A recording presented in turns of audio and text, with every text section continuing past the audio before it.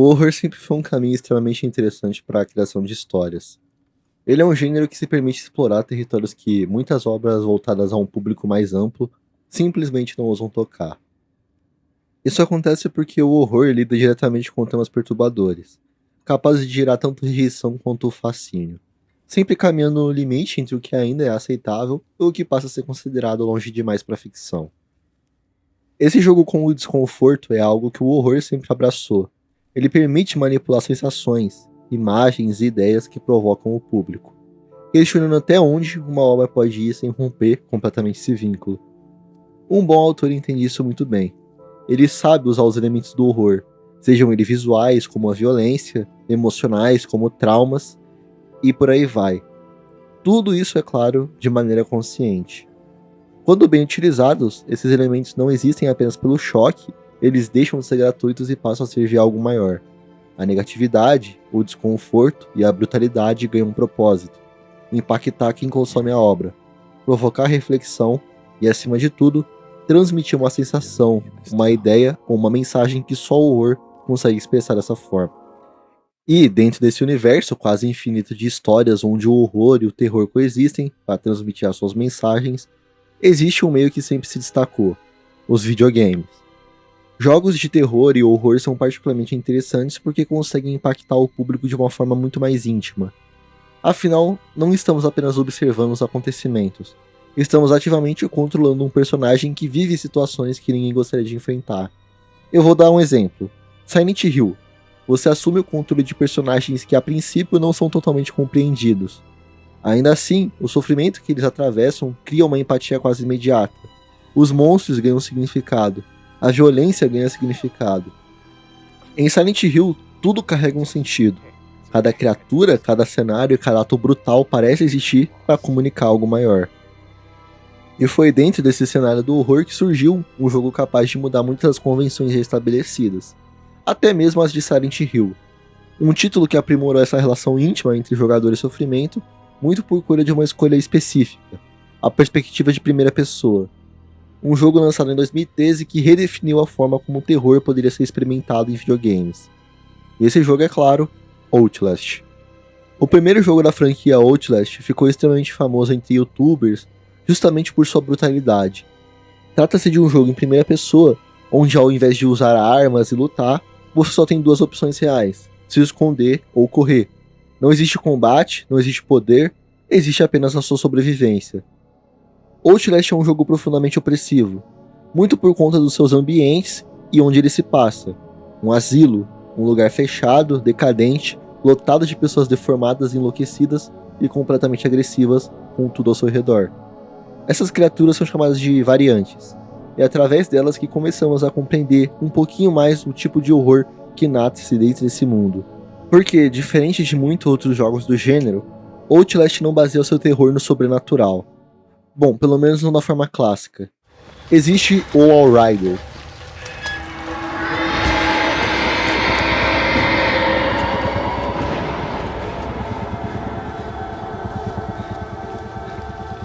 Mas ele não surge como algo mítico ou inexplicável.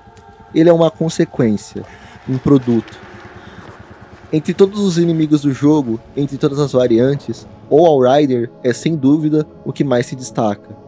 Ele não é exatamente uma pessoa, é quase um fantasma. Algumas variantes que não atacam o jogador dizem que ele é Deus, ou a coisa na escuridão. E é justamente por isso que o Outrider é tão importante para entender o horror de Outlast. O terror do jogo sempre foi interessante porque ele se mantém limitado à capacidade humana de causar o mal. Nada ali nasce de um demônio ou de um fantasma, nada ali nasce do incompreensível. Tudo que acontece de errado em Outlast acontece porque alguém faz isso acontecer ativamente, deliberadamente. Um exemplo claro disso são as variantes mais marcantes, como o Ed Gluskin, a figura mais famosa da DLC de Outlast. Gluskin é completamente insano, mas não de forma abstrata. Ele é um homem traumatizado, abusado durante a infância que acabou se tornando um serial killer. E quando ele foi internado no asilo de Mount Massive, ele não foi apenas torturado, ele foi incentivado, intensificado e empurrado cada vez mais no fundo da sua própria violência.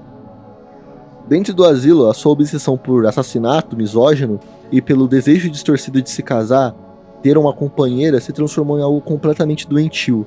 Como não havia mulheres ali, Gluskin passa a tentar criá-las a partir do corpo de homens do asilo. Ele retalha, distorce e assassina pacientes de forma tão extrema que até mesmo outras variantes, normalmente agressivas, passam a se esconder dele com medo. O protagonista da DLC, o Waylon, ele comenta em determinado momento que presenciou uma grotesca imitação do ato de dar à luz, reproduzido com cadáveres de 3 homens diferentes, algo completamente distorcido. O Waylon também afirma que um dos momentos mais felizes de sua vida foi o nascimento de sua filha. Essa comparação não é acidental. Essa é uma das mensagens mais fortes que o Outlast tenta transmitir. As variantes não são monstros sobrenaturais. Elas são pessoas corrompidas de forma tão profunda que qualquer coisa que poderia ser considerado sagrado, como a intimidade, o amor e o nascimento, é deformado até se tornar repulsivo. Exatamente esse é o meu ponto. O horror de Outlast funciona tão bem porque ele é, acima de tudo, humano. Extremamente humano. A capacidade do homem de causar o mal é, ao mesmo tempo, a principal ferramenta do jogo para transmitir seu terror ao público.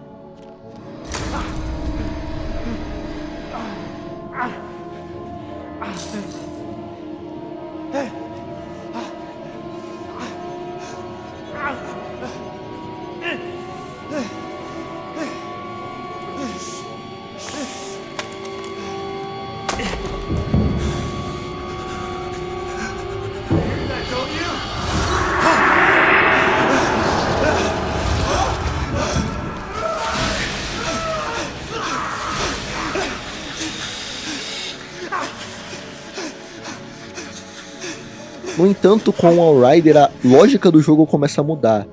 Diferente das outras ameaças, ele não é humano, ele não é uma criatura movido por obsessões compreensíveis como as de Gluskin, ou até mesmo as de Chris Walker, o personagem que passa o jogo inteiro te chamando de porquinho. A obsessão do Outrider não nasce de traumas comuns ou desejos distorcidos. Ele é algo mais profundo, mais intrínseco aos corpos que ele habita, do que qualquer noção de humanidade que conhecemos. E é aí que Outlast começa a ficar ainda mais interessante. Mas antes de entrar nisso de forma mais direta, é importante explicar o básico do enredo do primeiro jogo.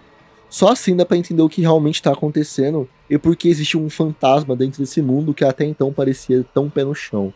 Outlast, diferente de outros jogos como Silent Hill, como eu mencionei antes, não possui cultos tentando invocar entidades sobrenaturais, ou forças além da compreensão humana. Não existe um grupo religioso criando monstros ou abrindo portais para outro mundo. Esse universo é muito mais pé no chão. Tudo que acontece ali acontece porque algo profundamente humano está por trás de tudo aquilo. E quando eu falo de algo profundamente humano, eu estou falando obviamente de capitalismo, e essa sendo uma empresa, a empresa chamada Murkoff. A Murkoff é responsável por adquirir, reformar e administrar o asilo de Mount Massive depois do seu fechamento original. E ela não é apenas um elemento de fundo da história, na verdade ela é o ponto central desse vídeo. É exatamente aqui que eu queria chegar, porque enquanto temos vilões individuais, as variantes, até o próprio Outrider, tudo isso existe porque a Murkoff está no centro de absolutamente tudo. Ela é o coração que faz o sangue de Outlast circular por toda essa narrativa. E as origens da Murkoff não poderiam nascer de um lugar, senão no próprio mal. Se você tem um mínimo de familiaridade com história, talvez você já tenha ouvido falar da Operação Paperclip. Entre 1945 e 49, os Estados Unidos iniciaram essa operação com o objetivo de recrutar cientistas da Alemanha do Eixo e trazê-los para o seu território americano, utilizando seu conhecimento para impulsionar o desenvolvimento tecnológico e militar do país. Dentro do jogo, um desses cientistas se chamava Rudolf Gustav Wernicke. Ele nasceu em 1918 em Munique, na Alemanha, e durante a sua atuação no regime alemão, o Wernicke trabalhou com um projeto conhecido como motor morfogênico. Esse projeto acabou sendo abandonado, pelo menos temporariamente. Anos depois, já em solo americano, o Wernicke passou a trabalhar em instituições como Los Alamos, auxiliando diretamente o nascente complexo militar industrial dos Estados Unidos. A sua ideologia mudou, mas a sua metodologia permaneceu. E é por isso que depois que ele se aposentou no Novo México, o Wernicke foi recrutado pela Murkoff Corporation, para retomar aquele antigo projeto dele, agora sob um novo nome e um novo objetivo. O projeto Outrider. O nome Outrider encontra inspiração em uma criatura do folclore alemão conhecido como Alp, até porque o Wernicke é alemão. Ele é um ser noturno associado aos pesadelos, com a capacidade de voar, tornar-se invisível e mudar de forma, bem adequado o nome. E assim como a lenda, o Outrider nasce nas montanhas. Assim como a lenda, ele vive na escuridão. Ou seja, a Murkoff literalmente se apoia em cientistas vindo da Alemanha do Eixo para revitalizar seus projetos, mas acredita em mim, isso tá longe de ser a pior coisa que essa empresa vai fazer. Porque, caso não tenha ficado claro enquanto você joga Outlast, o projeto Walrider é a origem de absolutamente tudo que deu errado naquele asilo. Todas as deformações, o sofrimento, a maldade que você presencia causada é tudo por ele, nada ali é aleatório. O projeto Walrider consiste basicamente em levar uma pessoa até o limite absoluto da sanidade. O objetivo é quebrar completamente a mente do hospedeiro, deformar a sua psique, criar brechas profundas em sua consciência, fazer com que o cérebro comece a falhar. Esse processo empurra o indivíduo para um estado prolongado de sonho lúcido.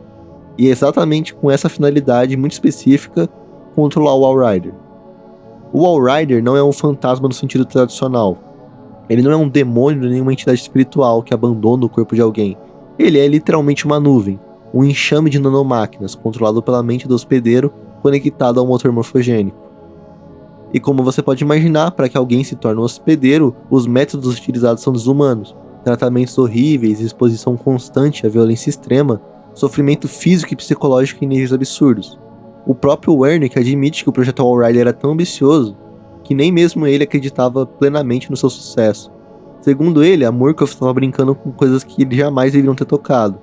Exatamente por isso que tudo começa a ruir. O Walrider sai do controle, o projeto falha, e o hospedeiro atual, o Billy Hope, o único que conseguiu sobreviver ao processo extremamente invasivo, acaba se revoltando. O Billy massacra cientistas, funcionários e variantes dentro do asilo. É importante deixar algo muito claro. Isso não acontece porque o Billy é intrinsecamente mau. A culpa não é de um monstro. O Billy sofreu tanto nas mãos da Murkoff que sua revolta se torna inevitável. É a partir desse colapso que todos os eventos de Outlast 1 se desenrolam.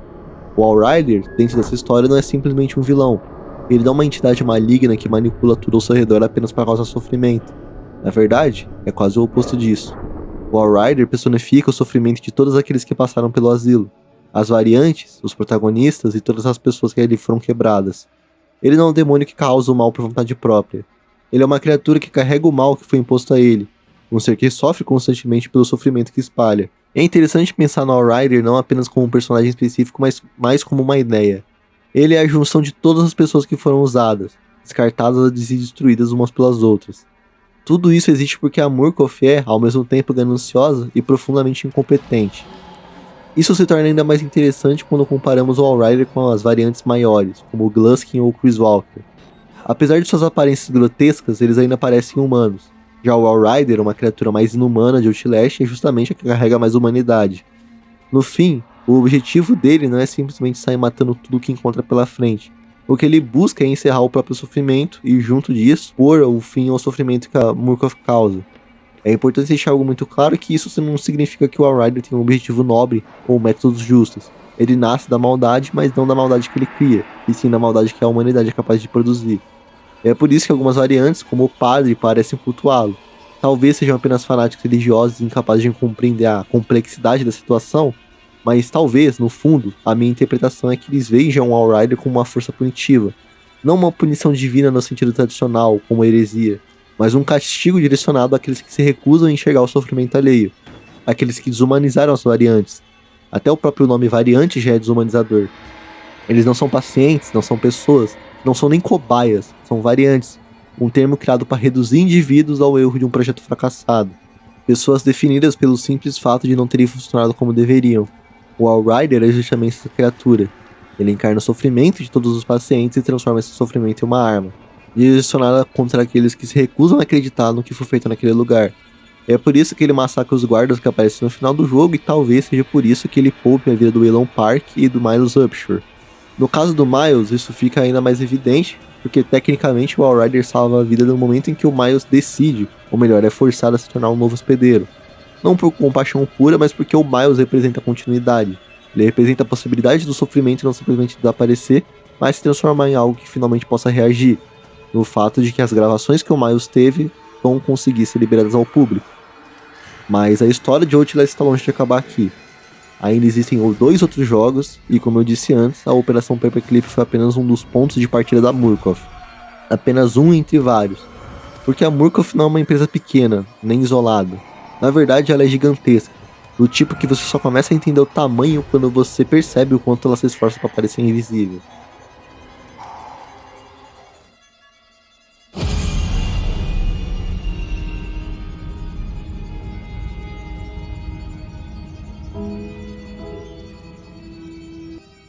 A Murkoff não tá apenas administrando um asilo esquecido no meio do nada. Ela é o tipo de corporação que assusta pelo nível de controle que ela exerce sobre o Estado. Ela está infiltrada na política, na medicina e em praticamente todas as áreas nas quais as pessoas dependem para viver. Isso fica ainda mais evidente com o início da Guerra Fria. No mundo de Outlast, o conflito entre os Estados Unidos e a União Soviética, somado à ameaça constante de colapso nuclear, criou o álibi perfeito. Se o mundo pode acabar a qualquer momento, então nenhum objetivo parece extremo demais.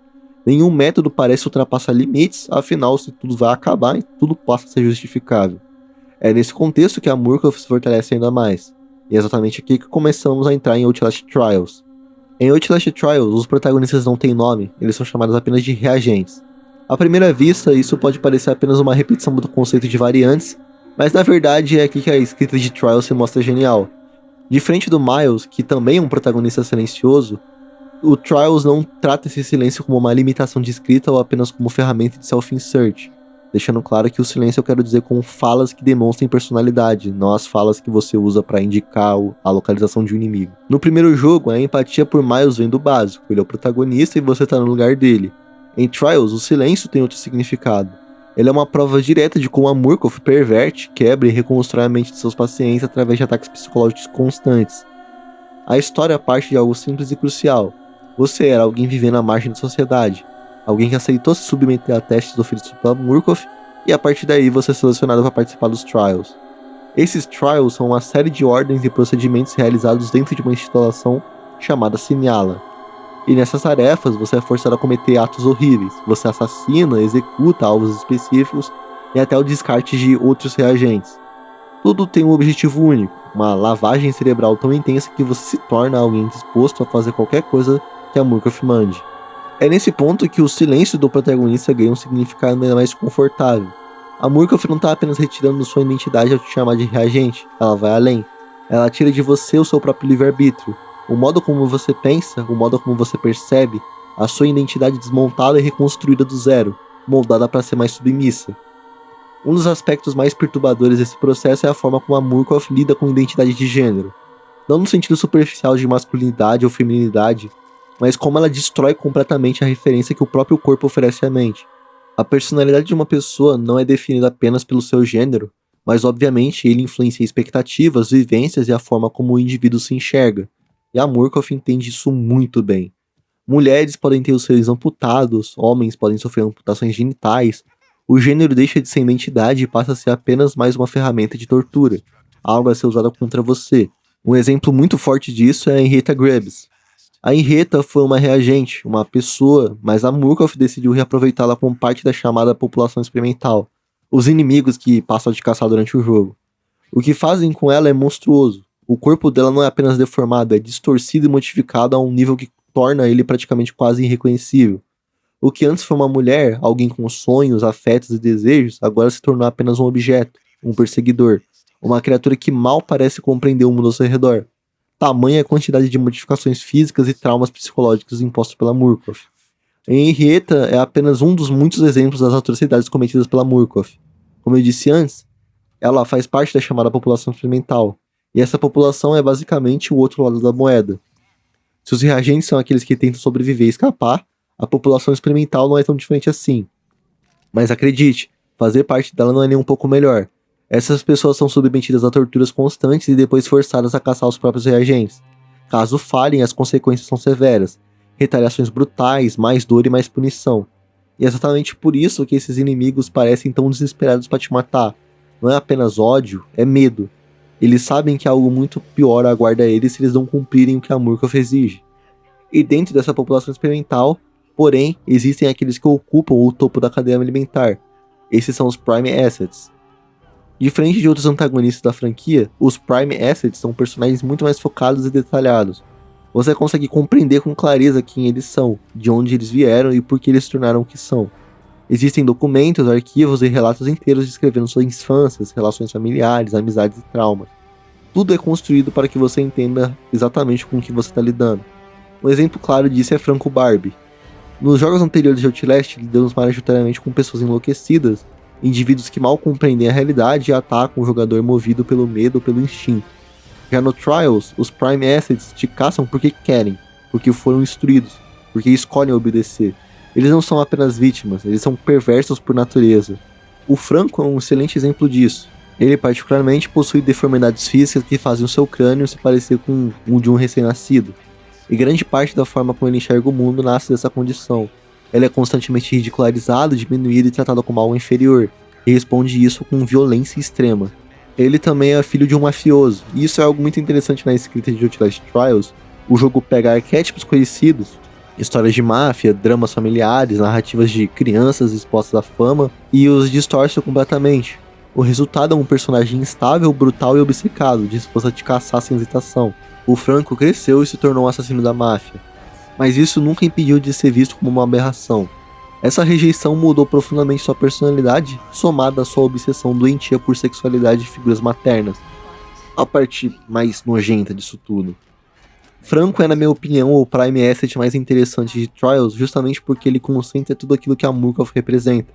Ele é facilmente manipulável por seus desejos pessoais, extremamente violento por ter sido tratado como inferior, e profundamente perverso por transformar figuras sagradas, como as mães e símbolos de cuidado, em objetos de fetiche e repulsa. Nesse sentido, ele lembra bastante o Ed Gluskin. Ambos distorcem intimidade, amor e cuidado em algo que serve apenas para desejo sádico. Um dos exemplos mais claros disso é o desejo do Franco em nascer.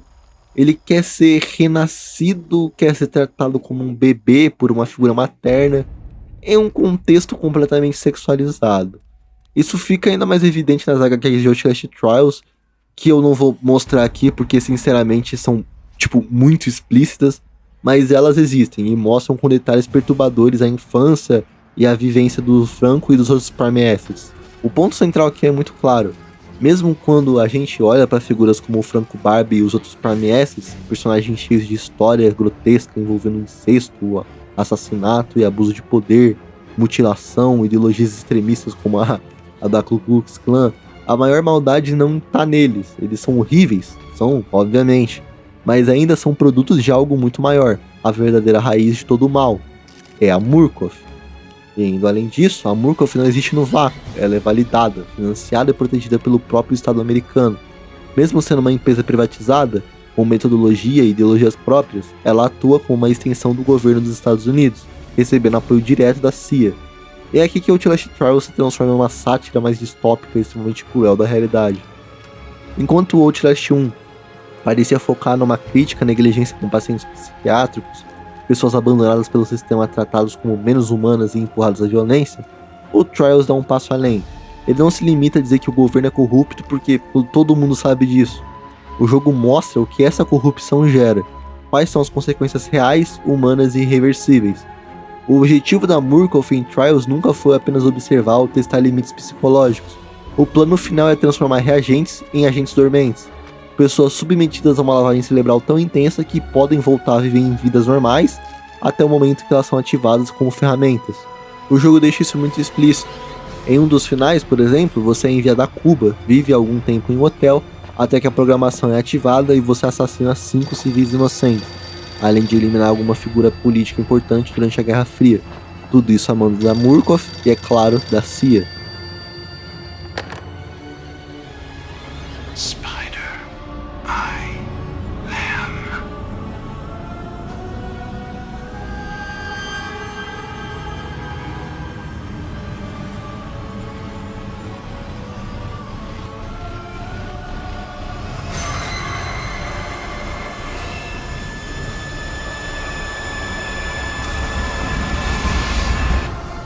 Em outro final ainda mais brutal, você se torna um homem-bomba, enviado em carro carregado de explosivos até uma instituição envolvida em negociações de paz da Guerra do Vietnã. A explosão prolonga o conflito e garante que todas as atrocidades daquela guerra continuem acontecendo. Ou seja, a Murkoff não quer criar super-humanos por avanço científico, ela quer criar super-armas. Armas descartáveis. Pessoas usadas para justificar ataques, prolongar guerras e criar álibis políticos e sustentar uma máquina de violência financiada por quem deveria, em teoria, proteger a população. E é isso que torna o Outlast Trials tão perturbador. Não é só o horror corporal, não é só choque, é a ideia de que o verdadeiro monstro não é nem mesmo o Franco, nem os outros Prime Assets.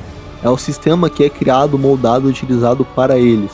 Entretanto, Outlast Trials não é o último jogo da franquia que a gente precisa falar aqui, porque existe ainda Outlast 2. E uma coisa absolutamente genial é que o Trials se conecta diretamente com ele. Lembra que eu falei que os reagentes são transformados em agentes dormentes e que, em algum momento da vida deles, eles passam a ouvir algo, uma ligação, uma transmissão de rádio, um ruído que ativa essa programação? Então, se você conhece a história do Outlast 2, você já sabe do que eu tô falando. O vilão principal do jogo, ou pelo menos o antagonista principal, é o Papa Knoth, um desses reagentes. Sim, se você jogou Outlast 2 sem se aprofundar muito na lore, isso pode parecer uma surpresa, mas o Sullivan Knoth foi oficialmente um reagente da Murkoff. Em 1950 ele foi internado em uma instituição associada a Murkoff e catalogado como reagente 1616, junto de muitos outros. Ele passou pelos processos de lavagem cerebral, participou do Trials e contra todas as possibilidades ele sobreviveu.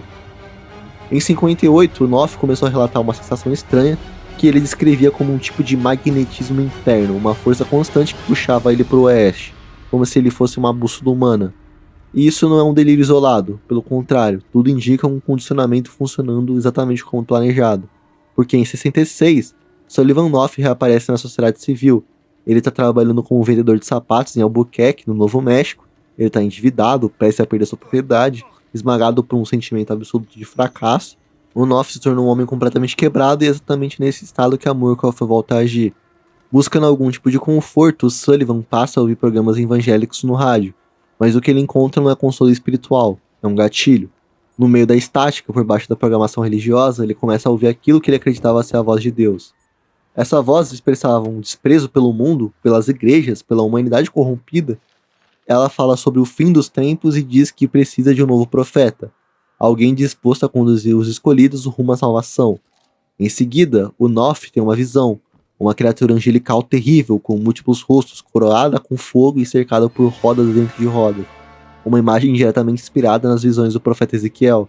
Mas de novo, Outlast não tem sobrenatural. Isso é o efeito tardio de um reagente ativando. A Murkoff não apenas criou monstros confinados em instalações, ela criou ideologias ambulantes. O Knoth não recebe ordens diretas, ele recebeu impulsos. Ele não sabe a quem obedece, ele acredita que foi escolhido por Deus. E se você jogou Outlast 2, as consequências disso são claras. Sullivan Knoth é responsável por atrocidades inimagináveis. Tudo isso em Templegate. Cultos, assassinatos, abusos, os sacrifícios, o terror religioso absoluto. Nada disso nasce da fé cristã, genuína ou de uma entidade divina. Tudo isso é um eco de um experimento da Murkoff que distorceu a religião e que escapou das instalações e se espalhou pelo mundo, repetindo a mesma violência que vimos em Monte Massive e em Sinhala. Só que agora em um lugar isolado, longe de qualquer fiscalização do governo. Você já pode se perguntar qual era o objetivo da Murkoff ao testar essas coisas em Templegate? Por que permitia ou provocar o surgimento de um culto? A resposta é até que simples, controle por meio de ondas de rádio. O jogo sugere isso em documentos e jornais, mas é nas HQs que essa coisa fica realmente clara. A Murkoff tem como um dos objetivos principais controlar um indivíduo a um ponto tão profundo que ele se torne completamente alienado, disposto a fazer absolutamente tudo por uma lealdade total, mesmo sem nem mesmo saber a quem ele é leal. Uma fidelidade tão enraizada que o próprio conceito da Murkoff pode desaparecer da consciência do cara, mas o controle vai permanecer. Outlast é uma história infernal, mas não porque existem demônios, e sim porque eles não existem.